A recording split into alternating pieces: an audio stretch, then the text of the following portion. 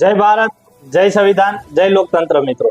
હું છું આપનો ભાઈ વિશાલ વાઘેલા અને આ વિડીયોના માધ્યમથી તમામ સમાજને એક અપીલ કરવા આવ્યો છું, બે હાથ જોડીને વિનંતી કરવા આવ્યો છું કે હાલ ગુજરાતમાં 87 વિધાનસભાનો માહોલ હોય અને આવનાર 19 તારીખે જ્યારે મતદાન કરવાનું હોય તો મારી ભેસાણ, વિસાવદર અને જુનાગઢ ગ્રામ્યની જનતાને, મજદૂર, વેપારી, ખેડૂત, તમામ લોકોને, સર્વ સમાજને એક અપીલ કરવા આવ્યો છું કે 19 તારીખ પહેલા આપની ઘરે આપને તમારા સામાજિક આગેવાનો દ્વારા અપીલ કરવામાં આવશે, તમને દબાવવામાં આવશે, તમે કોઈનું માનશો નહીં તો ધમકાવવામાં આવશે, ગુંડા દ્વારા તમને ગુંડાગીરીથી અને દાદાગીરીથી બેવડાવવામાં આવશે, પૈસાની ઓફરો આપશે તમામ લોકો, તમામ સમાજને, અને તમારી ઘરે દારૂની ઓફર આવશે, તમામ વસ્તુ આવશે. છેલ્લે માનશો નહીં તો સમાજ લેવલે ભજીયા કરીને તમને 250 ગ્રામ ભજીયામાં તમારો મત વેચવામાં આવશે.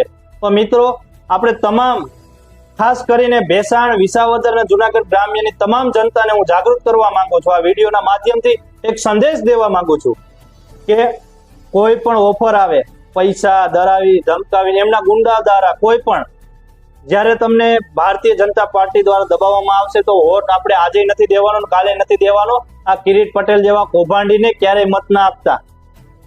મિત્રો, આપણા વિસ્તારના વિકાસ માટે આપણે એક યોગ્ય અને યુવાન ને હોનહાર ઉમેદવાર જોઈએ, ન કે એવો કૌભાંડી જે સત્તામાં નથી પણ છતાંય આમ ખેડૂતોનો, મજદૂરોનો અને સરકારી શાળાઓમાં એની એજન્સી દ્વારા કરોડો રૂપિયાના ભ્રષ્ટાચાર કરી ગયો છે.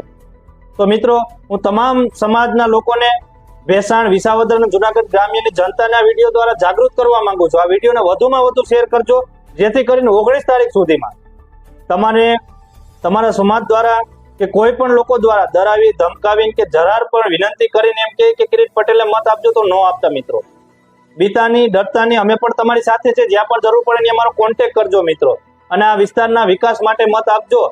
મારું ખાલી કહેવાનો મિનિંગ એટલો જ છે કે 19 તારીખ પહેલા તમારા સમાજ લેવલે તમને એમ કહેશે કે તમારે શું કામ કરવું છે, તમારા વિસ્તારમાં શું ઘટે છે.